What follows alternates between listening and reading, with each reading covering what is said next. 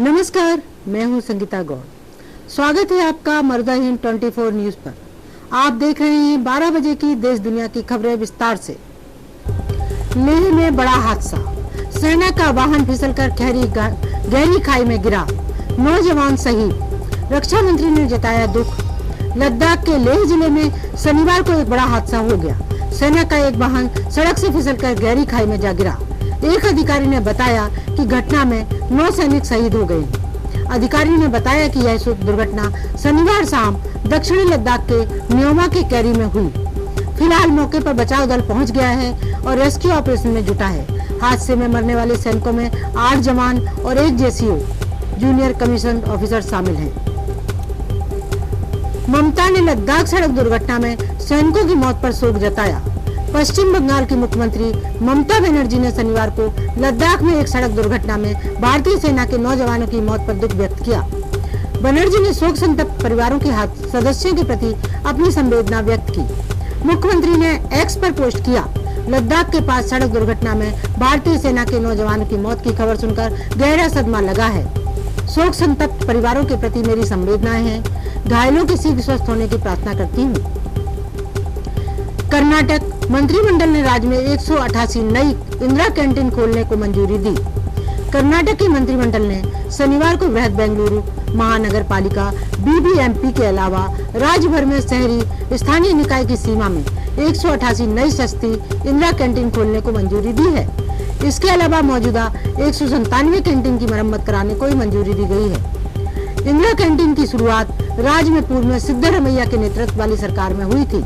शहरी गरीब को लुभाने के लिए शुरू की गई इंदिरा कैंटीन में किफायती दर पर लोगों को भोजन मुहैया कराया जाता है। इसके तहत 5 रुपए में नाश्ता और 10 रुपए में दोपहर या रात का भोजन उपलब्ध कराया जाता है। स्कॉलरशिप स्कीम में करोड़ों का फर्जीवाड़ा, मंत्री स्मृति ईरानी ने दिया सीबीआई जांच का आदेश। मंत्रालय की शुरुआती जांच में ये मामला सामने आया कि अल्पसंख्यक संस्थानों, राज्य प्रशासन और बैंकों ने मिलकर भ्रष्टाचार किया है। मोदी सरकार ने देश में अल्पसंख्यक समाज के बच्चों के बेहतर भविष्य के लिए उनको मिलने वाली छात्रवृत्ति में बढ़ोतरी कर दी थी, जिससे कि छात्रों को पढ़ाई में किसी भी तरह की समस्या का सामना न करना पड़े। लेकिन देश में अल्पसंख्यक छात्रवृत्ति घोटाले में का खुलासा हुआ है।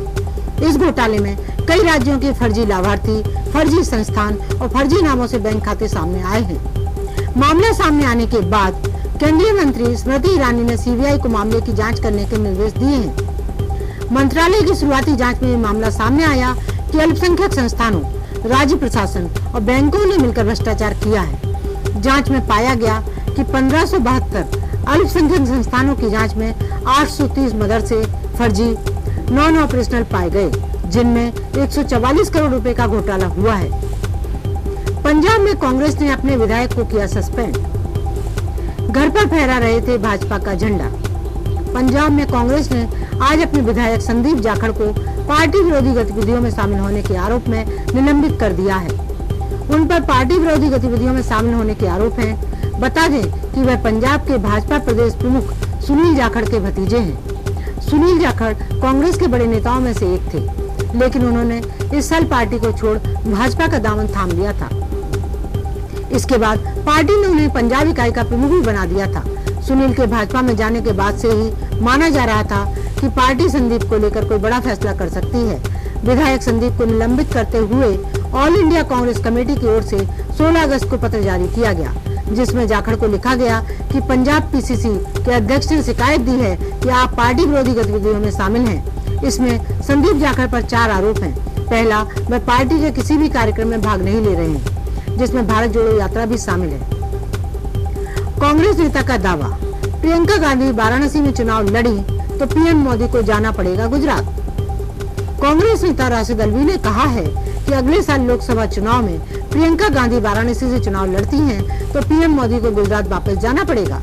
लोकसभा और विधानसभा चुनाव को लेकर बीजेपी, कांग्रेस सहित सभी राजनीतिक पार्टियां अपनी अपनी चुनावी रणनीति में जुट गई हैं। इन चुनावी तैयारियों को लेकर कई नेताओं के बयान सामने आ रहे हैं। कांग्रेस के वरिष्ठ नेता और राज्यसभा सांसद राशिद अल्वी ने अगले साल 2024 में होने वाले लोकसभा चुनाव को लेकर एक भविष्यवाणी की है। राशिद अल्वी का कहना है कि यदि कांग्रेस महासचिव प्रियंका गांधी वाड्रा वाराणसी से चुनाव लड़ती हैं तो प्रधानमंत्री नरेंद्र मोदी को गुजरात वापस जाना पड़ेगा। वो वाराणसी से चुनाव नहीं लड़ेंगे। कांग्रेस नेता ने दावा किया है कि ये मेरी भविष्यवाणी है। G20 शिखर सम्मेलन के अवसर का इस्तेमाल चुनावी फायदे के लिए कर रही है सरकार। कांग्रेस G20 शिखर सम्मेलन को लेकर जिस तरह का चुनावी अभियान चलाया जा रहा है और माहौल बनाने की कोशिश की जा रही है, वैसा किसी भी दूसरे देश में नहीं हुआ। G20 शिखर सम्मेलन का आयोजन 9 से 10 सितंबर को दिल्ली में होगा। कांग्रेस महासचिव जयराम रमेश ने एक्स पर पोस्ट किया, G20 का गठन 1999 में हुआ था। 19 देश और यूरोपीय संघ इसके सदस्य हैं। इसके गठन से लेकर अब तक बारी बारी से 17 देशों में G20 शिखर सम्मेलन आयोजित हुआ है। अब भारत का नंबर है, लेकिन यहाँ इसे जिस तरह का चुनावी अभियान चलाया जा रहा है और माहौल बनाने की कोशिश की जा रही है, वैसा किसी भी दूसरे देश में नहीं हुआ। हल्की सी बारिश से गुरुग्राम के कई इलाकों में जल भराव। दिल्ली जयपुर हाईवे पर रेंगती रही गाड़ियां। मिलेनियम सिटी में शनिवार अल सुबह हुई 1.5 घंटे की मूसलाधार बारिश ने एक बार फिर प्रशासनिक अधिकारियों की तरफ से निकासी को लेकर किए गए इंतजामों के दावों की पोल खोल दी है। 62 mm बारिश से शहर में बाढ़ जैसे हालात हो गए। दिल्ली जयपुर हाईवे पर नरसेपुर गांव में करोड़ों खर्च के बाद भी फिर से हाईवे पानी में डूब गया। शनिवार सुबह करीब 5 बजे बादलों की गरज के साथ मूसलाधार बारिश शुरू हुई। इसके बाद करीब 6:30 बजे तक लगातार बारिश होती रही। हालांकि नए शहर की तरफ बारिश तेज नहीं हुई।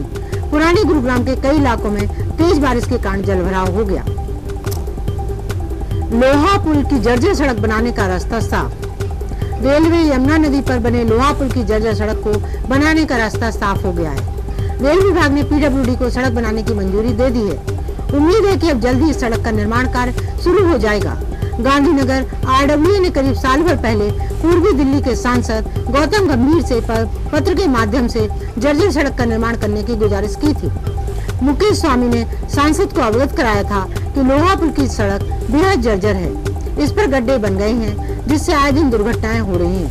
सड़क पर गड्ढे होने के कारण यातायात भी धीमा रहता है। सांसद गौतम गंभीर ने रेलवे को पत्र लिखकर समस्या के समाधान की अपील की थी। गंभीर ने जानकारी देते हुए बताया कि रेलवे ने PWD को सड़क बनाने की मंजूरी दे दी है। बेलकम इलाके में एक ही रात 3 जगहों पर चाकूबाजी कर लूटपाट, एक की मौत, 2 गंभीर रूप से घायल। राजधानी दिल्ली में बदमाशों के हौसले इस कदर बुलंद हैं कि बदमाशों ने पुलिस का कोई भय नहीं रह गया। आए दिन लूट, हत्या, चोरी और डकैती जैसी वारदातों को अंजाम दे रहे हैं। वहीं पुलिस केवल मूक दर्शक बनी रह जाती है। ताजा मामला उत्तर पूर्वी दिल्ली के थाना बेलकम इलाके का है, जहां पर बीती रात पुलिस को चाकूबाजी की 3 PCR कॉल मिली। चाकूबाजी की सभी घटना जनता मजदूर कॉलोनी की हैं, जहां शेर मोहम्मद 25 के पेट में चाकू मारने की बात कही गई। वही एक घर के अंदर छिपकर खुद को बचाने में कामयाब रहा। दूसरी घटना कॉलोनी के मकान नंबर 569 की है, जहां गुफरान 32 के पीठ में चाकू मारने की सूचना मिली। गुफरान का खून काफी बह गया था, जिस कारण उसकी मौत हो गई। आरोपियों ने उसका मोबाइल फोन लूट लिया गया। वह गांधीनगर में एक जींस की फैक्ट्री में दर्जी का काम करता था। वहीं तीसरी घटना इसी कॉलोनी की है, जहां सारी कुमार 22 की गर्दन पर चाकू मारा गया। हालांकि वह बचने में सफल रहा। जांच पड़ताल में पुलिस ने 2 आरोपियों को गिरफ्तार कर लिया है। नमस्कार, आप देश दुनिया की ताजा खबरें देखने के लिए हमारी वेबसाइट www.marzahind.com को लॉगिन कर सकते हैं। आप हमें फेसबुक, इंस्टाग्राम पर भी फॉलो कर सकते हैं। धन्यवाद।